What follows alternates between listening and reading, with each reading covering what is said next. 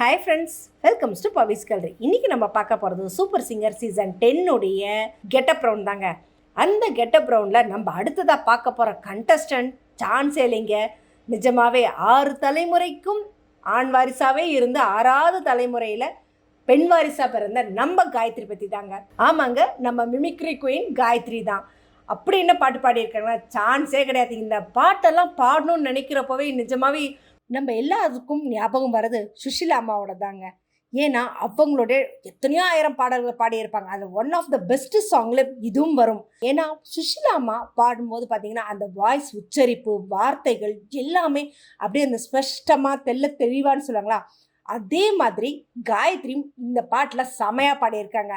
அப்படி என்ன பாட்டுன்னு யோசிக்கிறீங்களா? தில்லானா மோகனாம்பாள் படத்துல இருந்து நலந்தானா. நிஜமாவே அந்த சாங் எப்படி சொல்கிறது, தன் காதலன் கத்தி அடிப்பட்டு உட்கார்ந்துருக்கிற நிலையில் தனக்காக ஒரு இடத்துல பாடுறாரு, கையிலேருந்து அந்த ரத்தமெல்லாம் சிந்துதுன்னு போது அந்த காதலோட அந்த வலியோட அந்த ஒரு நடனத்தையும் ஆடுறதுன்றது ரொம்பவே கஷ்டம். ஆனால் அந்த ஒரு சாங்கை தான் நம்மளுடைய காயத்ரி ஸ்டேஜில் பாடினாங்க. பாடினது மட்டும் கிடையாதுங்க, இந்த பாட்டுக்கு முக்கியமான விஷயம் தன்னோட அப்பாவும் தாத்தாவும் தான் நாதஸ்வரமும் தமிழ் வாசித்ததும். ஆக்சுவலாக இது ஒரு எபிசோடில் சொல்லியிருக்கா, அப்படி எங்கள் அப்பாவும் தாத்தாவும் வாசிக்க நான் பாடணும்னு ஆசைப்படுறேன் அப்படின்னு சொன்ன விஷயத்த இந்த ரவுண்டில் பக்காவாக ப்ரூஃப் பண்ணியிருக்காங்க. நிஜமாகவே அவங்க அப்பாவும் அவங்க தாத்தாவும் அந்த நாதஸ்வரம் தமிழும் வாசிக்கிறத கேட்கும்போது நிஜமாகவே படத்தில் எப்படி நம்ம கேட்டோமோ அதே மாதிரி இருந்ததுங்க. இந்த படத்தில் ஒரு நிறைய விஷயங்கள் இருக்குது. இப்போ அப்படின்றத தில்லானா மோகனாம்பாள் படம் பார்த்திங்கன்னா ஜூலை 27, 1968 ரிலீஸ் ஆனதுங்க. இந்த படம் முழுக்க பார்த்தீங்கன்னாவே தஞ்சாவூர், திருவையாறு, மதுரை. ஏன்னா தஞ்சாவூர் தான் நாட்டியத்துக்கு பேர் போனது அப்படின்னு நமக்கு தெரியும். ஸோ அந்த மாதிரி ஏரியாங்கள்லாம் முழுக்க கதை உருவாக்கினது. இந்த கதையோட அடிப்படையே பார்த்திங்கன்னா கொத்தமங்கலம் சுப்பு அவர்களுடைய நாவலில் இதே பேரில் 1967 58 வரைக்கும் ஆனந்த விகடனில் ஒரு தொகுப்பாகவே வந்திருக்குங்க. அதை அடிப்படையாக வச்சு தான் இந்த கதையை உருவாக்கியிருக்காங்க. மேலும் இந்த கதைக்கு 16th national film awards best future in Tamil அப்படின்றதுக்கு பிரசிடென்ட் சில்வர் மெடல் அவார்ட் நம்ம ஏபி நாகராஜ் ஐயா அவர்கள் கிடைச்சது. பெஸ்ட் சினிமாட்டோகிராஃபருக்கு KS பிரசாத் அவர்களுக்கும், தமிழ்நாடு ஸ்டேட் ஃபிலிம் அவார்ட்ஸ் அப்படின்றத 1968 பெஸ்ட் ஃபிலிமுக்காகவும் ஏபி நாகராஜ் ஐயா அவர்களுக்காகவும், best story writer Kothamangalam Subbu அவர்களுக்காகவும், பெஸ்ட் ஆக்ட்ரஸ் நம்ம பத்மினி மேவுக்கும், பெஸ்ட் கேரக்டர் ஆர்டிஸ்ட் மேலுக்கு நம்மளுடைய பாலையா அவர்களுக்கும், பெஸ்ட் கேரக்டர் ஆர்டிஸ்ட் ஃபீமேலுக்கு நம்மளோட மனோரமா அவர்களுக்கும் கொடுத்தது. இன்னொரு விஷயம் என்னென்னா, இந்த படத்துல எல்லாம் பார்த்தீங்கன்னா ஒரு ஹீரோ, ஒரு ஹீரோயின், ஒரு ஆர்டிஸ்ட் அப்படின்னு கிடையாது. ஒரு கதம்பமாக இருக்கும். பாலையா அவர்கள் இருப்பார், மனோரமா அவர்கள் இருப்பாங்க.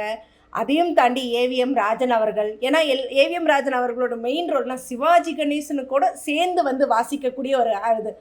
இந்த படத்தில் முழுக்க இவங்க வாசித்த நாதஸ்வரம் எல்லாமே MPN பொன்னுசாமியாக இருக்கணும், அவர்களோட சகோதரனுமான MPN சேதுராமன். இவங்க 2 பேரும் தான் படம் முழுக்க அந்த நாதஸ்வரம் எங்கெல்லாம் விட்டு வருதோ அதை ஃபுல் அண்ட் ஃபுல் வாசிச்சது. இந்த படத்துக்கு இன்னொரு ப்ளஸ்ஸும் இருக்குங்க. ஆக்சுவலாக வெஸ்டர்ன் மியூசிக்கை நம்மளுடைய நாதஸ்வரம் தமிழில் வாசிக்க முடியுமா அப்படின்றது ஒரு பெரிய விஷயத்த, அதையும் நம்மளால் செய்ய முடியும் அப்படின்றத ஒரு மகாராஜாவோட பேலஸில் இந்தியன் வெஸ்டர்ன் மியூசிக்கு ஒரு காம்படிஷன் மாதிரி நடக்கும். இவங்கள வெளியவே நிற்க வச்சு உள்ளே வர விடாமல் அவங்க மியூசிக்கை பீட் பண்ணுற அளவுக்கான ஒரு மியூசிக் எஃபர்ட் செம சூப்பராக பண்ணியிருப்பாங்க. நிஜமாகவே அதை கேட்கும்போது அங்கே இருக்கிற ஃபாரினர்ஸ் எல்லாமே உள்ளே இருக்கிறவங்கெல்லாம் வெளியில் எங்களுக்காக இன்னொரு தடவை ப்ளே பண்ண முடியுமான்னு சொல்லி அந்த மியூசிக்கை செம சூப்பராக வாசிச்சிருப்பாங்க. அதை படம் முழுக்க சொல்கிறதுக்கு ஒரு எபிசோடெலாம் நமக்கு பத்தாது. அப்பேற்பட்ட ஒரு திரை கதம்பமான இந்த படம். ஏன்னா ஃபுல் அண்ட் ஃபுல் பரதத்தையும் நாதஸ்வரத்தையும் அடிப்படையாச்சு. ஏன்னா இந்த படத்தை பேஸ் பண்ணியே இப்போ இருக்கிற நிறைய படங்கள் எல்லாம் அடுத்தடுத்து கரகாட்டக்காரன் நம்ம சொல்லலாம், வில்லுப்பாட்டுக்காரன். ஏன்னா ஒரு கலையை அடிப்படையாக வச்சு படம் அப்படின்னா ஃபஸ்ட் அதுக்கு தில்லானா மோகனாம்பாள் தாங்க. இந்த படத்துலேருந்து வந்த பாட்டை நம்ம காயத்ரி ஸ்டேஜில் பாடுறது மட்டும் கிடையாதுங்க, அவங்களுக்கான ஒரு சிறப்பான கௌரவத்தையும் கொடுத்து கோல்டன் பஸ்ஸரையும் அடிச்சிருக்காங்க. ஸோ சுஷிலாமா பாட்டை நம்மளோட காயத்ரியும் ஸ்டேஜில் பாடி அவங்களுக்கான கோல்டன் பஸ்ஸரையும் அடித்து கோல்டு காயினும் வின் பண்ணியிருக்காங்க. இதை பற்றின கமெண்ட்டை கமெண்ட் பாக்ஸில் கொடுங்க. இந்த மாதிரி இன்ட்ரெஸ்டிங்கான அப்டேட்ஸ்க்கு என்னோட சேனலை சப்ஸ்கிரைப் பண்ணிக்கோங்க, பக்கத்தில் இருக்க பெல் ஐக்கானும் கிளிக் பண்ணிக்கோங்க, நோட்டிஃபிகேஷன் மிஸ் பண்ணாமல் இருக்கிறதுக்கு.